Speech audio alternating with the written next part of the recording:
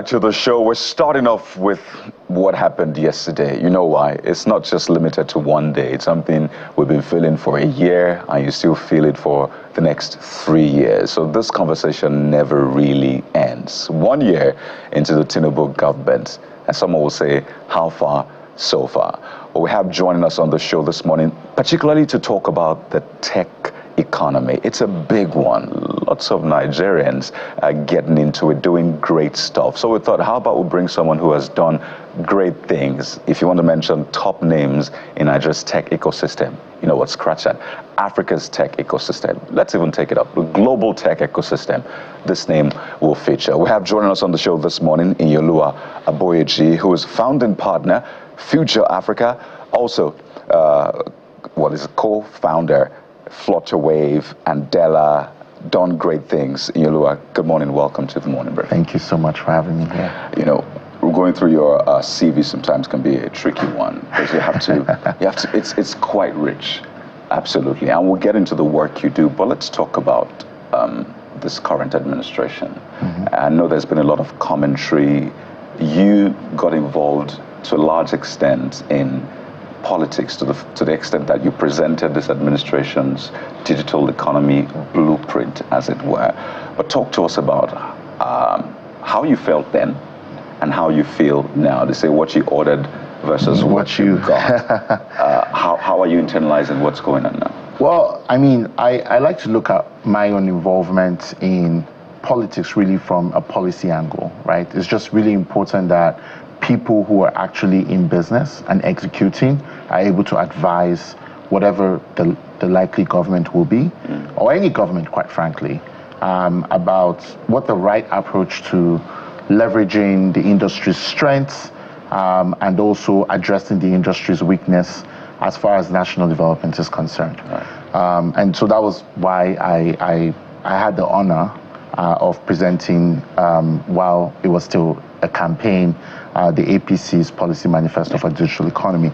And I would say, you know, quite literally, I was telling a news publication the other day, I think it's just too early to measure anything, right? Ministers were appointed less than 9 months ago. I think the president did us extremely well by keeping his promise to ensure that somebody from digital economy ecosystem, who is in many ways our leader in digital economy ecosystem, was appointed. And I've liked the policy direction, but of course, policy is not the same thing as implementation, right. And that's really where the cookie, the rubber hits the road. Absolutely. You talked about young Nigerians supporting this government. You had said that politics is over. Now it's time for people to rally around the government and support. But you know that there's still lots of bad blood, particularly coming off the election. So not every young person would receive that and say, okay, let me willingly, even though there's merit in what you said, because this is our nation. I know you had to leave X. Yeah, well, I was going to leave X anyway. I've left many times before. Was it as a result of the toxicity coming off the politics that we saw play out last year? No, I actually, you know, ironically, I wasn't on X during the election. Right. Actually, I joined X after the election to rally support for the minister and to get young people to understand that we have a country to build, and the country extends beyond any single administration. And we have to start taking responsibility for the country, because we're now getting to the age where our children will blame us like we blame our parents for not taking necessary action. The people have spoken, the Supreme Court has spoken, we have made a decision, whether we like it or not, there is an administration in power, and that administration cannot be removed until the next elections in 2027, sorry. So whether we like it or not, we now have an administration. Quite frankly, if you ask me, the administration has made a lot of bold moves. We are a country that has pretended to be rich for the longest time, and by doing so, denied opportunities to young people for prosperity and productivity. When you look at the removal of the fuel subsidy, again, I know, painful decision. We feel the pain. I feel the pain personally. However, necessary, because we need to now usher in a new revolution in energy, in renewable energy. And many young people who are tapping into those opportunities are making money, right? Again, same thing with the removal with the food inflation. Again, tragic what it's doing to people. But again, creating opportunities, removing the subsidy. Right. On the dollar, for example, sorry. Okay. You know, that is now providing an opportunity for young people to get back into manufacturing, giving young people to get back into agriculture, right? The attendant rise in inflation is something that can only be solved by increased production. Young people have to roll up their sleeves and get to work building a nation. They don't have the luxury of engaging in politics. That is something we have to leave to those people who just want a position for the sake of it. We as young people don't have that luxury. When they're going to leave, whether they like it or not, within the next 10 years, right, they have to leave office, whether God calls them home or some other way, right? And we have a country to build. So are we going to wait 10 years to get a country that's even more messed up than it is now before we start rolling up our sleeves and building? I don't think so. Perhaps the point should be made that, you know, these opportunities that you talk about are circumstantial, not necessarily created by deliberate effort of the administration. I wonder if you agree with me on that. But that's not where I'm headed. I'd like to take you up on the appointment of the minister who was, you know, one of the big players in the tech industry, and there was excitement, you know, when he was appointed because the expectations were high that he was going to bring his expertise to bear. And you say that it's too early, too soon to assess the administration in that regard. But there are opportunities really to look at the work of the minister and his expertise. For instance, look at the startup law, how much of that has been brought to life, not just at the federal level now, but at the state level, due to his advocacy or deliberate response to challenging state governments. And what about the DICE funding that was prepared by the former administration? All of this seem to remain on paper so far, and it's been 1 year already. Yeah, I mean, the minister has picked his priorities. It's very clear. His priorities are very simple, as I see them. Talent through the 3MTT program, the connectivity and broadband plan, and AI. And I think it's for the entire ecosystem and the country to align with those priorities. When a leader has picked his priorities, you align with the priorities the leader has picked. And there could be wisdom to it, right? For me, I look at IDICE, I look at the National Startup Plan. I think those things will still come. I know for IDICE, for example, it's something that is not entirely dependent on us. It's a loan Nigeria has to take. I'm not sure Nigeria is in a position to take many more loans, and I'm sure those considerations are playing out in how the execution has gone. But I think for the things that he has actually focused on, there has been considerable evidence of implementation, such as the 3MTT program. There are literally lots of people on social media that are posting, there's been a graduation of a class. This is something that has never happened before. This is where I started my career, helping young people to be able to achieve the talents they need to be useful in the global workforce, in the global marketplace. I think it's the bright starting point for any kind of administration. So even if you take that as the only achievement, it's more than has been done with this ministry for a very long time. So there are two parts to the conversation. There's a part of, which is why I want you to break it down even further. There's one part of efforts moving the needle. We're a huge population. That's on one hand, which I want you to respond to. On the other hand is the fact that there is what the people need, and there's what you're presenting to the people, which is where politicians always get it wrong. Mm-hmm. They come with an idea, they force these ideas on some of us, and the people really don't need it, which is why some people may disagree with you that we can't just roll up our sleeve and allow the old guards run politics. One decision by the president, subsidy removal, we're feeling it.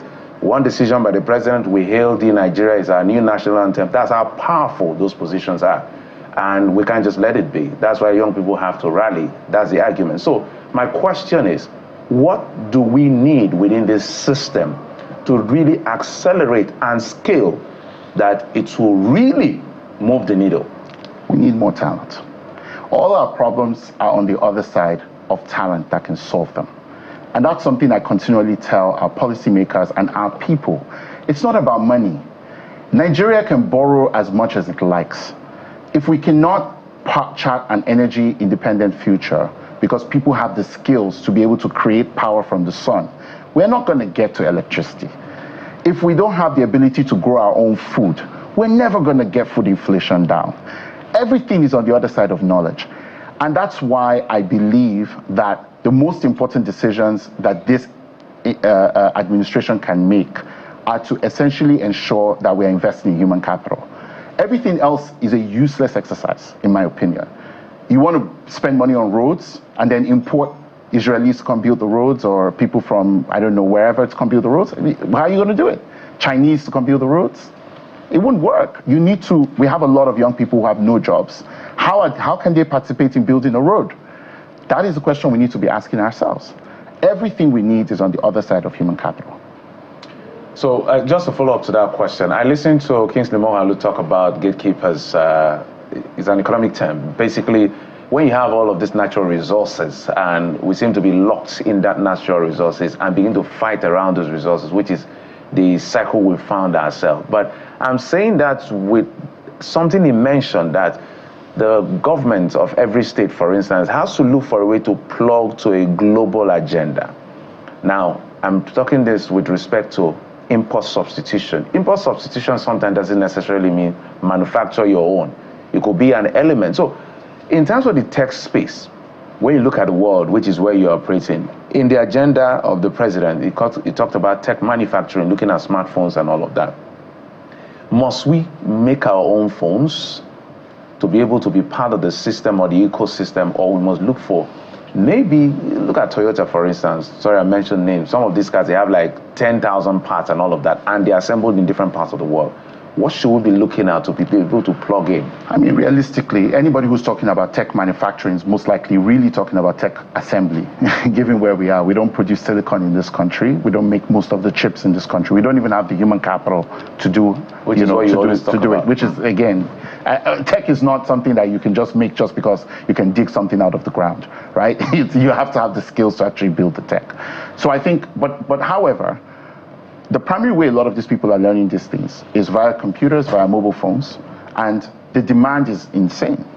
Can we create jobs by taking the elements, the semi-knockdown parts, creating assembly plants where people can assemble them locally? I think that should be common sense. The administration's budget probably has easily a provision for close to easily 100,000 computers. There's no reason why we should deny ourselves jobs and give those jobs to another country to assemble the computers. That can feed a family. You understand what I'm saying? So I think it makes sense for us to focus on these jobs that are mass scale and give people a rung up the ladder. We have to be very commonsensical and practical and pragmatic about how these things need to work. It's not just about criticizing for the sake of criticizing. Interesting. I'm faced with two options now, and I'm trying to choose which one to talk about artificial intelligence and how we can leverage. Hopefully that can help us leapfrog. So yes, we missed the Industrial Revolution, sort of, but we have something on our hands. Yeah. But I'm also curious about your story, because Bukola said something earlier on.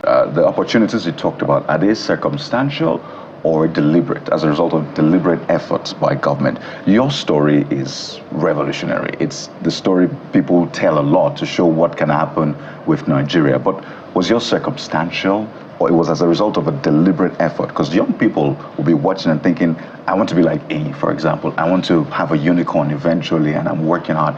What is your story? How does it align with that question, circumstantial or deliberate effort? You know, at the end of the day, only God controls the universe. So if somebody says deliberate, I'll ask you, how deliberate can you possibly be? Now, does that mean it was circumstantial entirely? Perhaps not, right? There's a bit of deliberate effort that goes into these things. But if I told you, if I came, I started working in this country 10 years ago, right?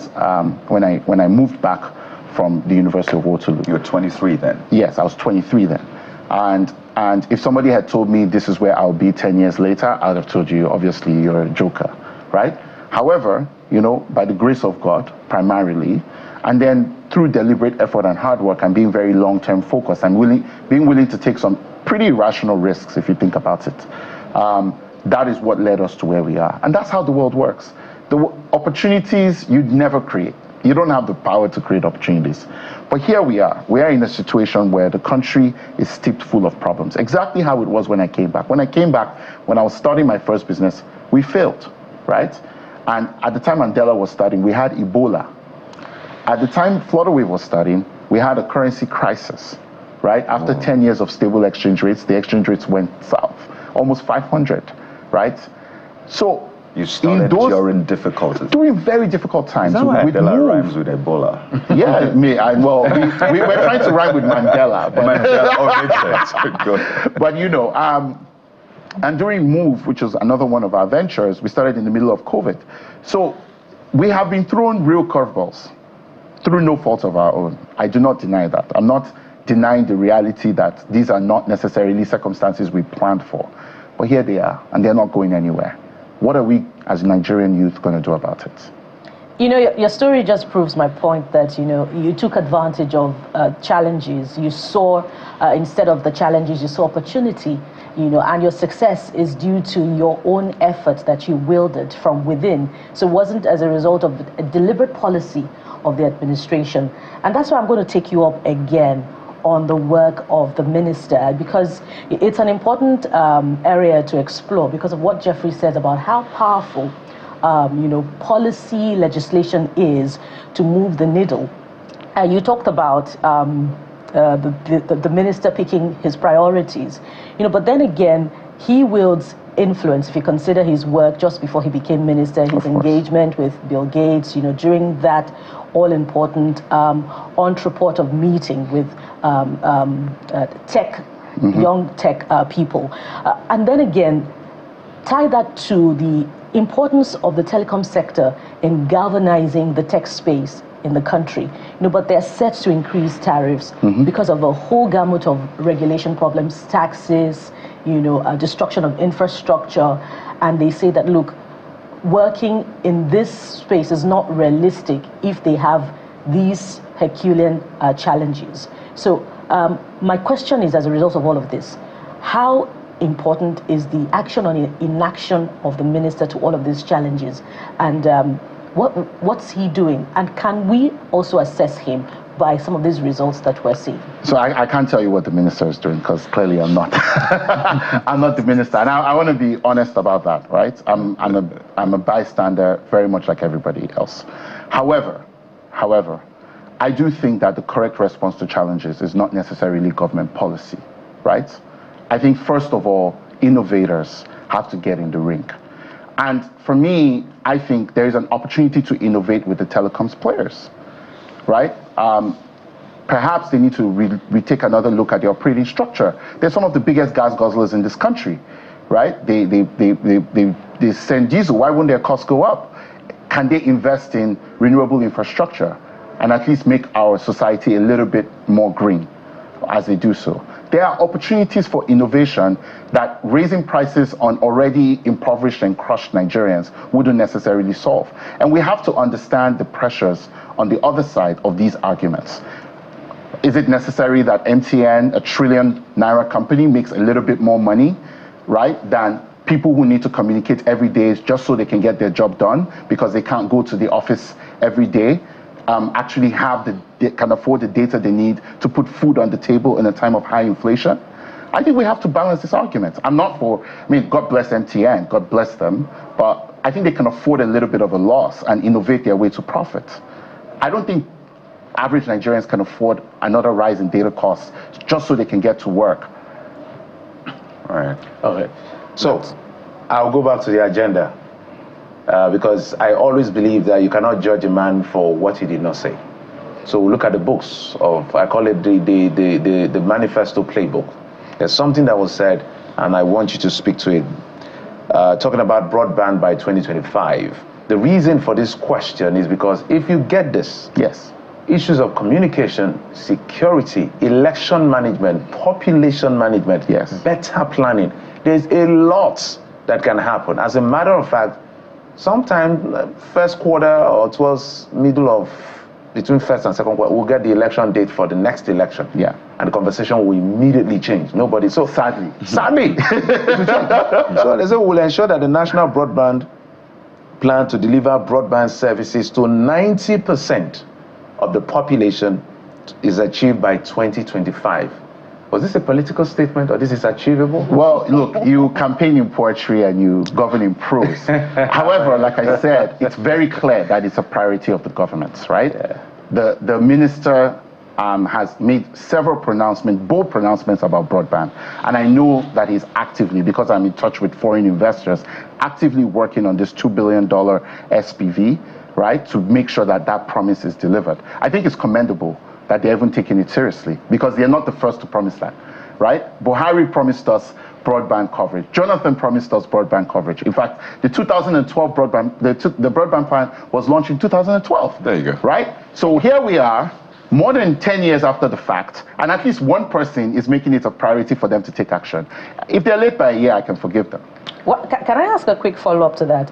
Why is the administration in this regard prioritizing securing loan for infrastructure rather than loan for capacity building for the young startups in the industry? I don't think the startups need capacity building, if I can be very honest. In fact, if I can be blunt, I think it's a waste of time. The truth is there is capital, but there's a need for human capital. If you give founders another 100 million, it doesn't necessarily mean you're going to get more flutterwaves and moves and pay stacks and all that. In fact, I would argue they should go on the local markets like everybody else. There are local investors that have money.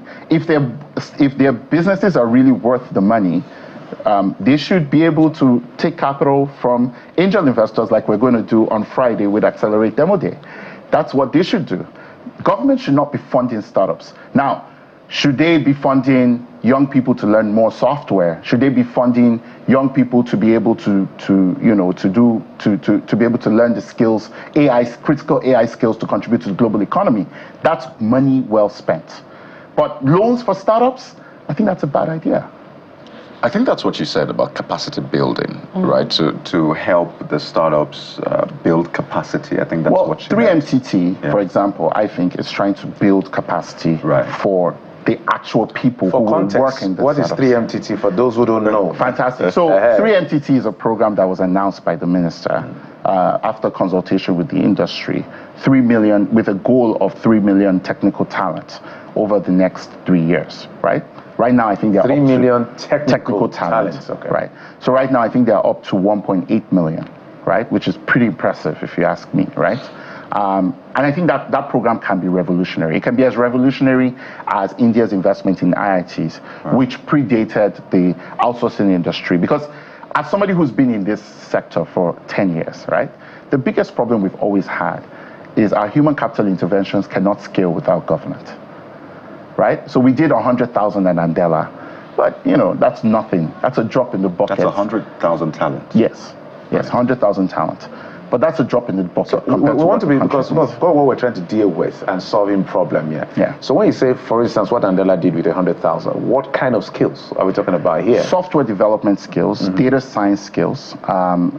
We did quite a bit of Salesforce as well. So more like CRM, customer relationship management, design, especially product design. I think we also, we did some DevOps, developer operations. And those were the 5 skills that we actually trained a lot of people in, with partnership with Google and Microsoft and so on. But it was a drop in the bucket, right? We tried again with Empower, which we designed in the last administration. It was an utter failure because the administration simply had no interest, right? And so here we are trying it again. And I think this is the effort that has gone the furthest. Is it perfect? No, there's still a lot of work to do. But at least you have an insight. But you have something in. I need to talk about, or we need to talk about AI. In fact, this is a conversation we should have on the whole show. AI guy. And I know you love AI as well. I think AI is fundamental to this country's progress in the future. There you go. So I think we missed the, as I said, industrial revolution and the rest. But this one, we've not missed the bus just yet. I don't know. If Nigerians' reaction to AI continues to be one of credulity, then we might miss the bus. So what should we be doing as a government and as a people? I jokingly ask people that will they trust AI with government funds rather than the politician? I would. People said but what should we be doing with AI? Well, I think the first step is to build capacity, as always, right? Nothing runs without human capital. And I'm so impressed. One of the things that really impressed me about 3MTT was that the first course you take, because I actually I'm one of the participants myself, The first course, yeah, I signed up and I took the course. Capacity. I'm building capacity too. You're going back to the point of building capacity. Yeah. So either you're building talent capacity or you're building capacity in expertise. You're still building capacity. You have to build. So He's building a YC. I don't know why you're building ways. capacity. Yeah, absolutely. But you see, the thing was, they introduced everybody to AI in that course. So that's 1.8 million young people who are being introduced to basic concepts in AI. If you ask me, I think from primary school, we should introduce every child to AI, because that is the only way we can guarantee or secure a future where we are not excluded from it. In AI, there's something we call the human in the loop. So no matter how crazy the AI is, there's just like, you can get it up to like 90% on sort of a series of automated actions, but there's always that 10% that requires some level of human judgment, either in terms of refining or correcting or adapting or fine-tuning. You need a human being in the loop. There's no reason why that human being cannot be an African. And that is the goal. That should be the goal of any responsible government, to make sure that all our people are so AI compliant that they can be that human being fine-tuning those models. Just as we wind down, sorry, Bukola. Will, on the other side of AI, is AI going to be anti-scholarship rigor? No, actually, I think it will add scholarly rigor, right? Because now, going into a library and searching for a reference is not work. It's until you read the actual thing that it is work. So having people type into Google and build expertise searching links instead of accessing on demand the information they need to actually make decisions and think makes no sense. So I think it would not be anti-scholarly rigor. It would deepen scholarly rigor, because there will be a baseline increase in productivity, where if you read a scholarly work, just like before Google, there were certain things you could take for granted. But now, after Google, there are certain things you can't take for granted, right? And I think it will be the same with AI. And as Kayode said, if that AI, we're going to be trusting him with our money, we hope that that human loop is somebody that can be trusted. Well, I'm sure if AI controlled our government's finances, the human in the loop will be somebody who has no choice but to be honest. I have the recommendation. Maybe we'll start around customs collecting. I think we should. That should be a good one. So there you go. Maybe there could be even a political party, AI. Maybe people will trust AI.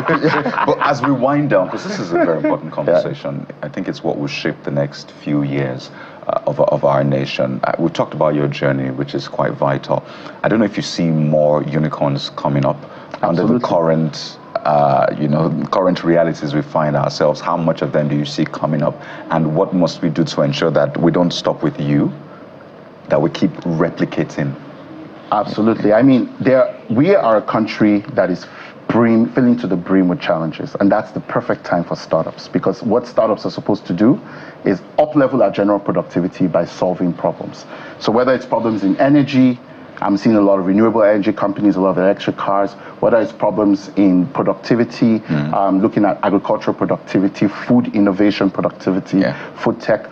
There's a lot of opportunities, and we're investing in that ourselves by putting half of our 40 billion naira fund to work in Nigeria. And on Friday, we're having demo day.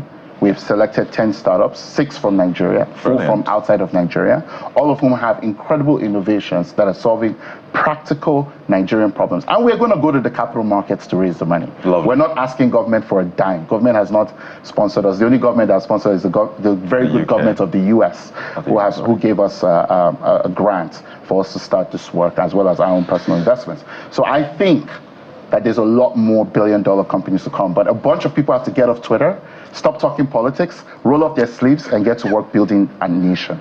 They'll come for you. They'll come for you. Twitter will come for you. It's okay. I'm just joking. But these are facts. And I mean, he's replicated these things, so it's important to listen. So from Y Combinator advocate, now you're building a YC for Africa. That's how a paper put it. Fantastic. Well, we'd like to thank you so much. I think it's been a very interesting conversation we've had with you, and this is by no means the end. Hopefully, we'll come from time to time, talk about how we can adopt all of these measures. Inyolo Aboyeji, founding partner, Future Africa, co-founder, Flutterwave. You sold your stakes, I did. I exited Flutterwave in 2021. Yes. But you cashed out. I reinvested. Smart. I'm so co-founder and Della. Ian, thank you so much for your time. Thank you. Well, you can go back, watch this again. But we'll take a moment now on the show, and when we return, we'll turn our attention to the politics of the governance of the politics, whichever way. Stay with us right here on The Morning Brief.